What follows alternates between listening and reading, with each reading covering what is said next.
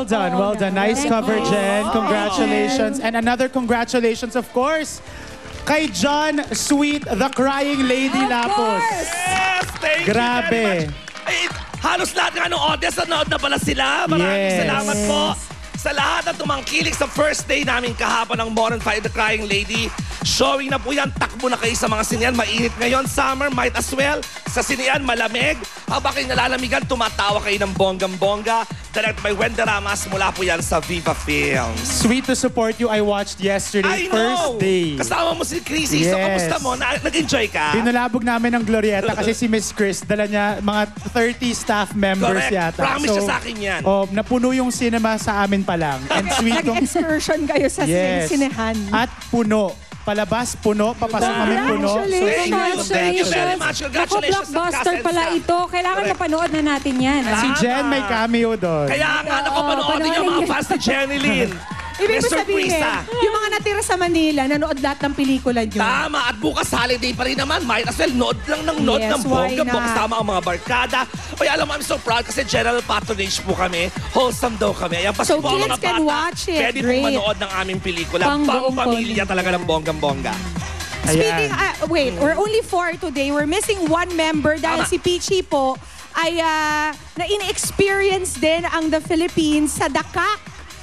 At balita ko may kasama siyang very special someone daw doon. Yun Ito na yung pinaka-aabangan natin. Di ba last week pinipilit natin si Rufa May na kung ano ba talaga between her and Boy 2. Mamaya po, kung di ako nagkakamali, amina na yatang magaganap.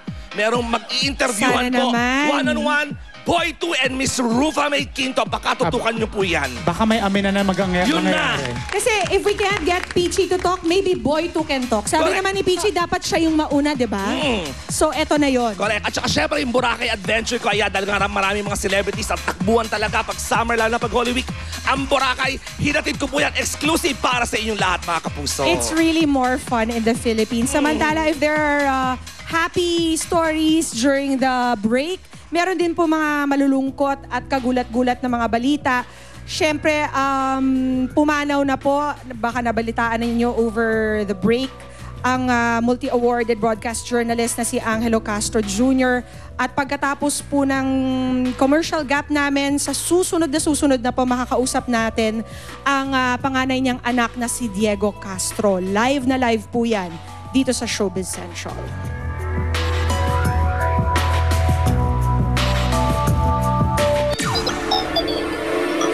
Intrigang ikakasal na raw sila ni Boy 2 Quezon. Isang maintrigang pahayag ang binitawan ni Rufa May Quinto bago magbakasyon.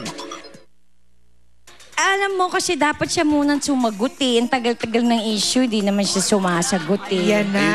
Yun naman pala. So,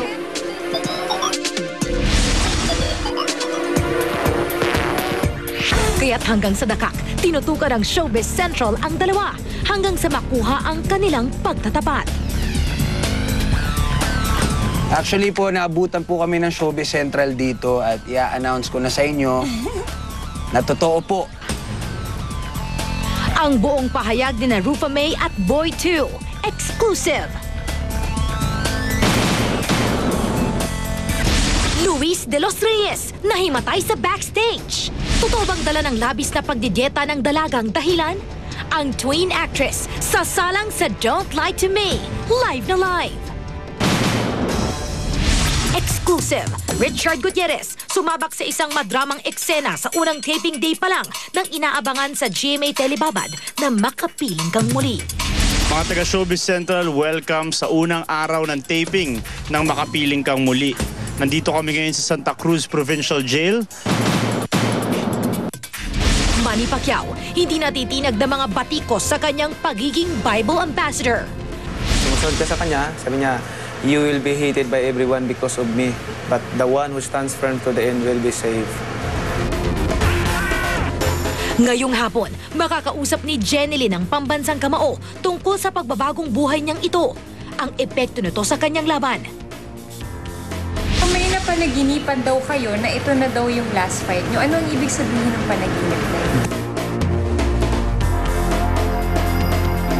Manny Pacquiao sa kanyang panibagong hamon at ang silip sa kanyang private island. Exclusive!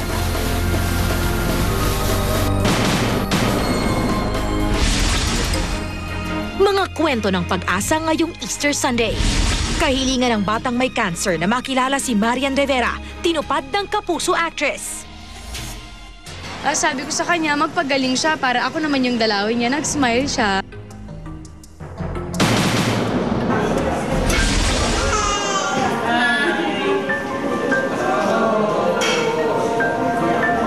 Andrea Del Rosario, may magandang balita tungkol sa karamdaman ng kanyang baby. I'm just enjoying every moment I am with her.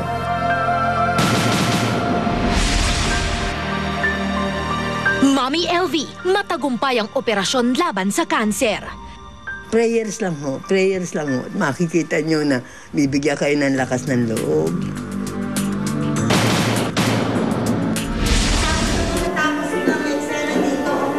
At Nova Villa, nagdirect ng sinakulo, inalay ang panata para kay Dolphy. I'm offering it for Tito Dolphy.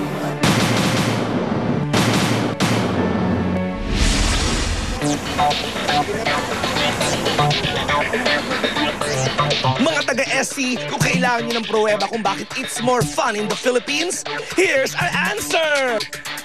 Tutukan din ang mga Boracay exclusives. Derek Monasterio, ipakikilala ang kasamang girls sa Boracay. So ngayon, magsiswimming na ako sa beach kasama kong aking So, bye-bye!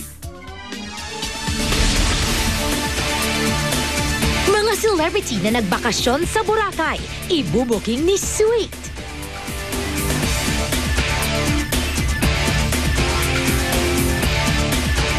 Ayan na, sinulit ko na ang bakasyon ko dito sa Boracay para magatid ng star sightings para sa inyo. Ako si Steph at ang ka-face mo ko ay si Maxine Magalona. At mga kapusong artistahin, magpapakitang gila sa Boracay edition ng Facebook.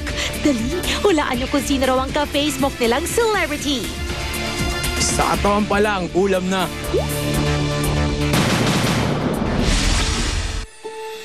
At si Diego Castro, live na live, ang anak ng pumanaw na si Angelo Castro Jr. Inaalala rin ng inang may matinding karamdaman. And believe it or not, si Mami ang may sakit. Sa kanya pa ako humuhugot. Kasi siya ang matapang.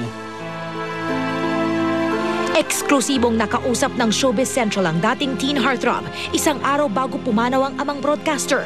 At ngayon, sa harap ng mga pagsubok sa kanilang pamilya, paano siya nagpapakatatag?